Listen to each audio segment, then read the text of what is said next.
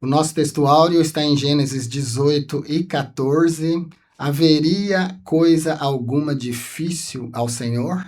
Ao tempo determinado tornarei a ti por esse tempo da vida, e Sara terá um filho. Esse versículo aqui é um dos pilares da fé abrâmica. Nesse versículo, a gente vê Deus estabelecendo a sua soberania sobre as leis da natureza. O corpo de Sara já amortecido, Abrão adiantado em idade, mas Deus havia dado a sua davar. E em aulas anteriores eu expliquei que o termo davar aparece no original hebraico como promessa. Quando Deus empenha a sua davar, a sua palavra, é como se ele estivesse fazendo uma promessa. A gente viu em aulas anteriores 3 termos que são traduzidos na nossa Bíblia, em alguns lugares, como promessa. Davar, Berit e Omer. Berit é traduzido literalmente como aliança. Quando Deus dá a davar, quando Deus dá a sua palavra, é como se ele estivesse fazendo uma aliança. Quando Deus fala, o dito de Deus é tão firme quanto uma berit, quanto uma aliança. Quando ele fala, está prometido e já pode se considerar cumprido, porque ele é o Deus do tempo. Ele é o Deus que conhece passado, presente e futuro. Ele não é limitado por nenhuma circunstância temporal. Não há limites para Deus, não há impossível para Deus. O versículo aqui começa falando assim, ó, haveria alguma coisa difícil para o Senhor? E eu vou mostrar agora uma curiosidade linguística do hebraico, tá bom? Eu indiquei e vou indicar de novo um vídeo, esse aqui que vai aparecer no card para você, a diferença entre davar e milá. Os 2 termos no hebraico significam palavra. E agora eu vou mostrar uma coisa que você nunca viu na sua vida. O termo davar, que é usado exclusivamente para a palavra de Deus, também significa coisa. E é literalmente traduzido aqui no texto original como coisa. Olha como aparece no texto. Aipaleme Adonai davar? Haveria alguma coisa difícil para Deus? E o termo que é traduzido por coisa aqui é davar. Não estranhe isso, é do dicionário de hebraico. Davar significa tanto a palavra de Deus, significa tanto o termo palavra, quanto também significa coisa.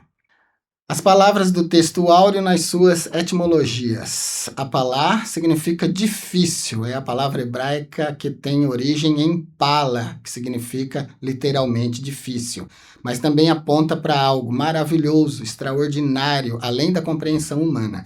Então, quando o versículo inicia dizendo assim, haveria alguma coisa difícil para o Senhor, a palavra vai ter o sentido mais profundo de haveria alguma coisa maravilhosa que causasse espanto em Deus, que ele não pudesse fazer? Haveria alguma coisa extraordinária para Deus que ele não pudesse realizar com seu poder? Haveria alguma coisa que, como para os humanos, é além da sua compreensão? Haveria isso em relação a Deus? Não. Deus pode tudo, pode fazer tudo, e agora ele vem e promete que Sara terá um filho. E 1 ano a partir da sua última promessa, Isaac nasce. Aí tem o segundo termo, que é moed. Moed é tempo determinado. O termo moed do hebraico pode ser paralelizado ao termo grego kairos. Kairos, no grego, significa... Kairos significa literalmente oportunidade, tá bom? Mas os teólogos todos, da maioria, eles falam somente que kairos é o tempo oportuno. Mas... eu tenho uma série aqui no canal que eu vou deixar para vocês aqui, onde em pelo menos 5 vídeos eu explico todas as perspectivas de Kairos. Kairos na mitologia, Kairos na teologia, Kairos na meteorologia, de todas as formas, tá bom? Então, se você tiver curiosidade e quiser assistir, é nessa série que eu estou deixando aqui para vocês. Moed, então, tempo determinado. Pode ser paralelizado com Kairos, que significa a mesma coisa. Kairos é o tempo que Deus determinou para operar alguma coisa grande, maravilhosa, gostosa na nossa vida. Moed é também o tempo determinado. Esse moed aqui no texto áureo, então, não é um momento comum, é um momento agendado por Deus. É um momento específico, onde Deus realizaria uma obra. Não é um tempo no sentido genérico, é um tempo que Deus disse que uma coisa ia acontecer, empenhou a sua davar. E por isso a coisa realmente aconteceria, porque a palavra de Deus não volta atrás. Quando ele fala, ela acontece. E o terceiro termo importante no texto áureo, Kaet Hayah, tempo da vida. Essa expressão idiomática, ela significa daqui a um ano. Significa quando a vida se renovar na primavera. Kaet Hayah. Refere-se então a um ciclo de gestação que traria Isaac ao mundo. Cumpriria a promessa de Deus. Contexto cultural aqui do texto áureo. Na cultura do Antigo Oriente, a esterilidade era vista como uma maldição. Era vista como um estigma ruim na vida de uma pessoa. Era uma tragédia social e até espiritual, porque a mulher que não tinha filhos, ela extinguiria a linhagem do seu marido sobre a terra. O que Sara iria fazer com Abraão era apagar o nome de Abraão de sobre a terra, porque Abraão não teria filhos com sua mulher. Então, esse casal morreria e o nome deles não seria lembrado, não seria continuado em genealogias posteriores. Então, por isso era considerado uma coisa infame, uma coisa grave. Por isso, Sara se desespera quando a promessa não acontece, o tempo passa, mais de 20 anos se passaram do primeiro contato com Deus, de Deus com Abraão, em Ur dos Caldeus, até Isaac nascer, são 25 anos. Ele tinha 75 quando falou com Deus a primeira vez, tinha 100 quando Isaac nasceu. Então, olha, 25 anos, é para se desesperar mesmo, irmãos. Né? E ela, na idade que estava, quando o anjo fala para ela que ela ia ter um filho, ela riu. Você vai ignorar que ela riu? Eu não vou. É capaz de eu até rir também, né? Como que isso vai acontecer, meu Deus do céu? Mas para Deus nada é impossível, como começa o texto áureo. Haveria alguma coisa impossível para Deus? Então a esterilidade era considerada praticamente como uma maldição na vida de uma mulher. Era motivo de muita tristeza para uma mulher quando ela não podia edificar a sua própria casa.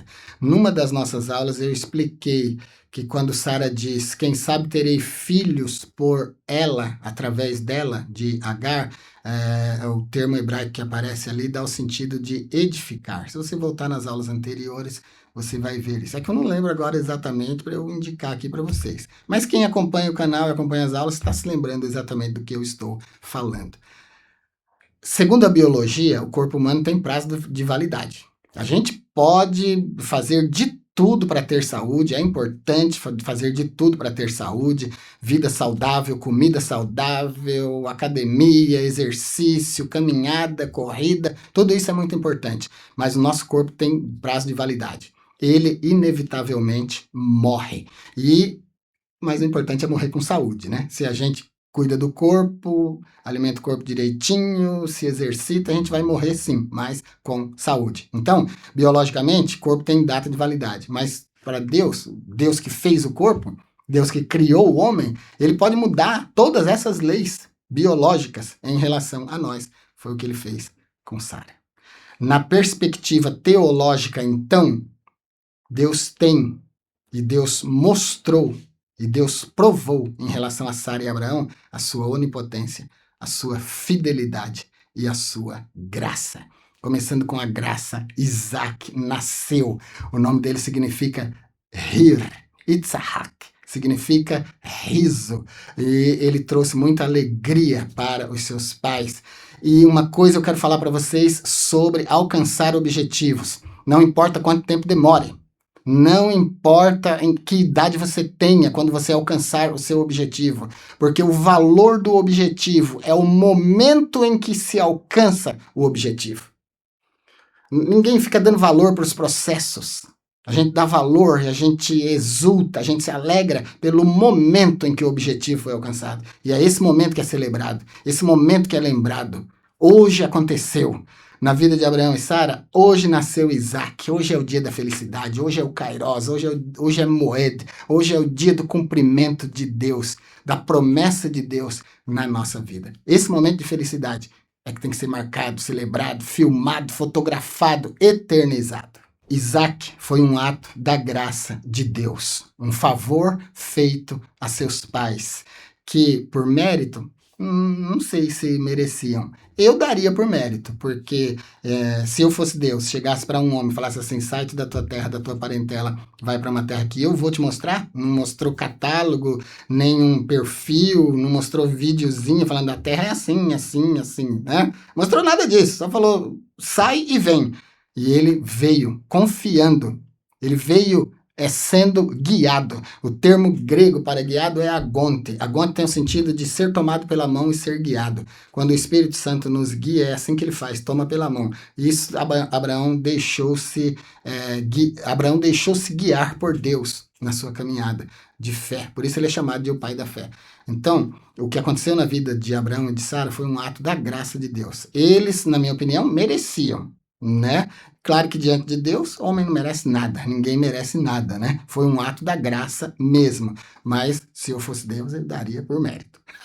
Eu não sei como é que você faria, né? Mas, meu Deus, já se colocou no lugar de Abraão? De Sara?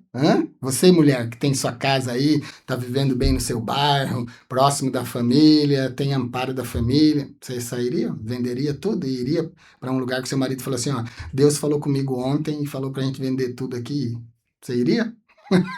Se você não iria, já dá para dar mérito, né? É muito difícil esse tipo de atitude. Foi um ato de fidelidade. Deus mostra ao nascer Isaac que a sua palavra, o cumprimento da sua palavra, da sua aliança, do seu dito, não depende de nenhuma obra humana, não precisa de nenhuma ajuda humana. E não importa o tempo nem as condições biológicas em que as pessoas envolvidas estejam. Aquilo que ele falou vai cumprir. A sua davar é firme, firme como uma promessa, firme como um contrato.